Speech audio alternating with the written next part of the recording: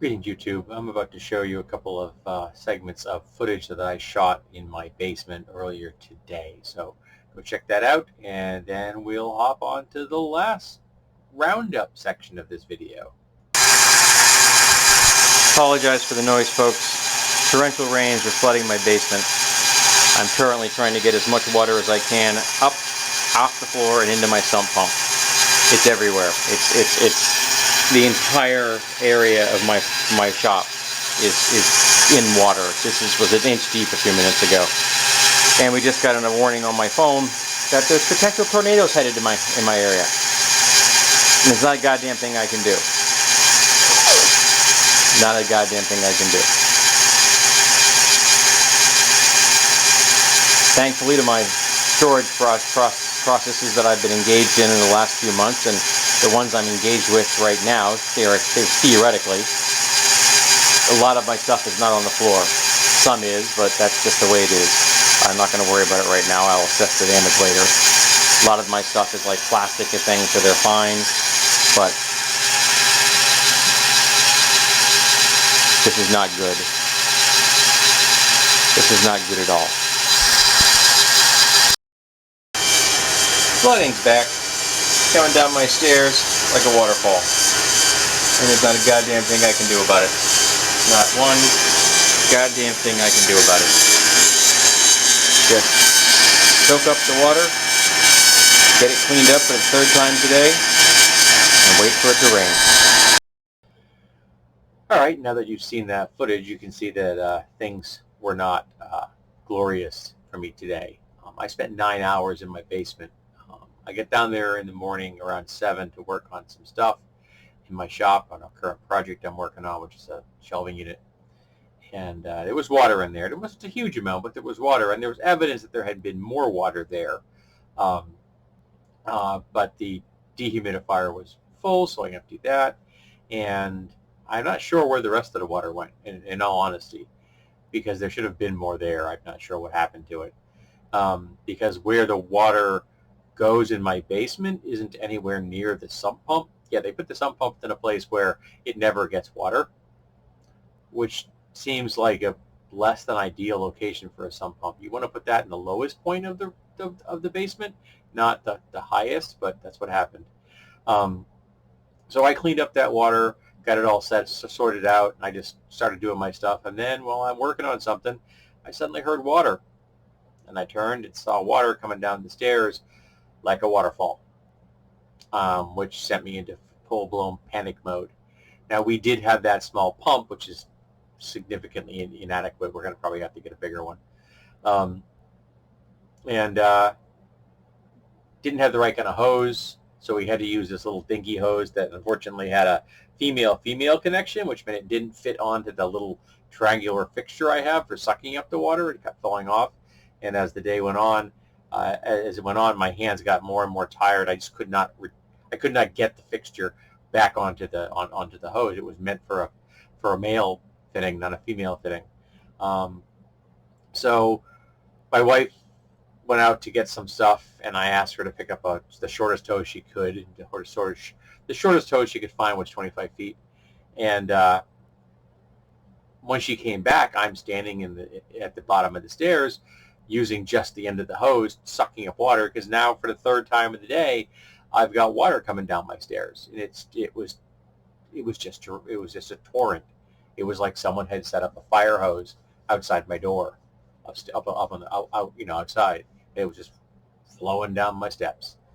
So I'm just standing there with my hand like resting on a step, the hose stuck with the pump hose stuck in there, trying to suck up as much as I can, as fast as I can. And while I was able to get most of it up, I couldn't decide if it was worth my time to get my vac out and start vacuuming it up, because my shop vac is a much more powerful motor. It will take up the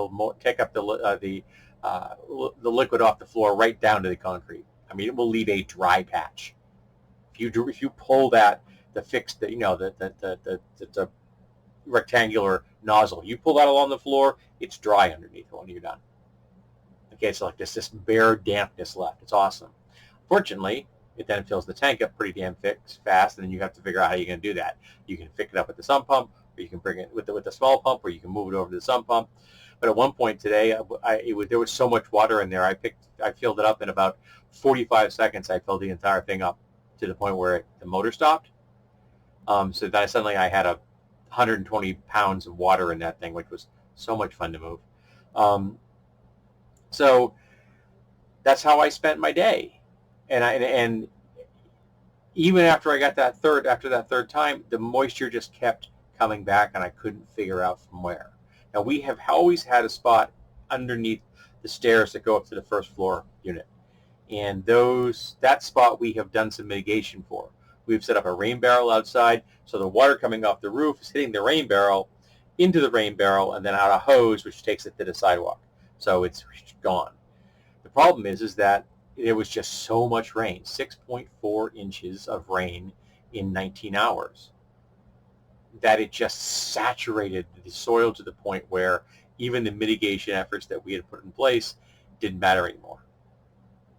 So then I've got water coming that's come down the steps, which is everywhere, and then I've got water coming in from the wall underneath the stairs that go to the first floor unit, and then I've got this one spot where I keep drawing water off the floor, and I look over there, and 20 minutes later it's back, and I can't figure out where it's coming from.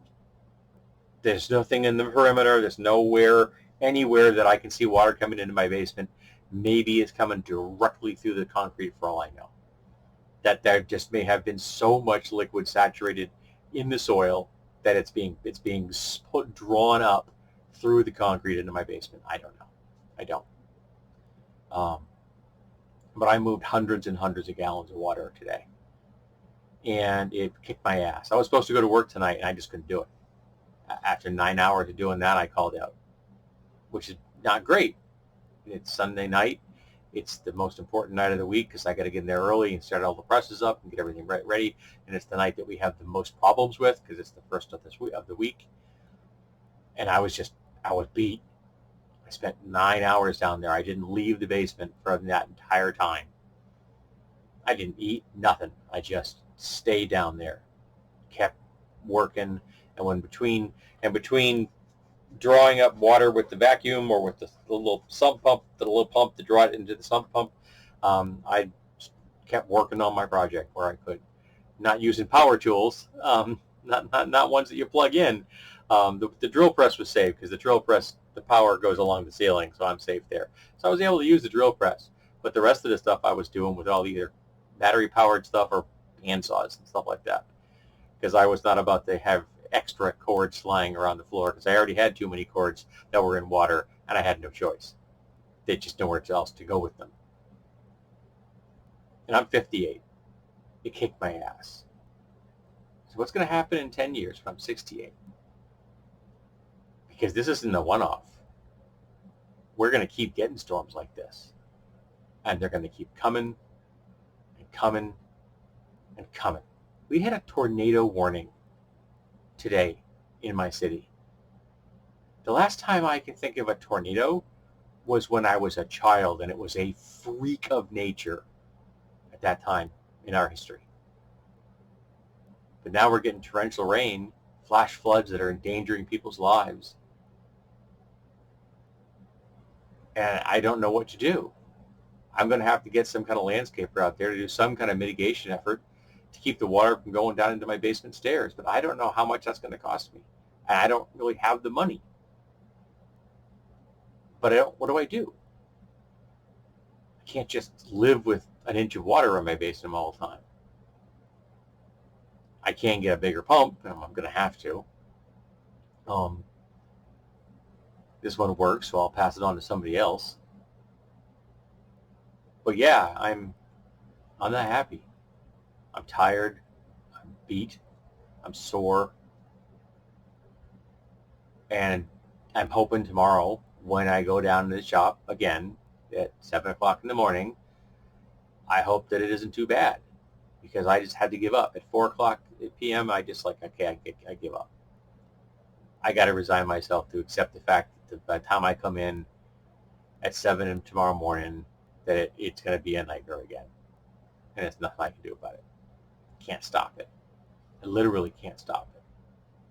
So I'll do what I can. I'll clean it up again and keep moving.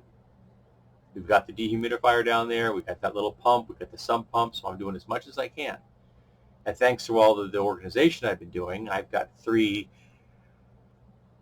entire shelving units as well as some wall-mounted storage now. So I've gotten everything I can off the floor. And this last storage unit I'm working on right now, this last shelving unit, will get more off the floor. And the goal is to eventually have nothing on the floor that isn't like tables or chairs or shelving units.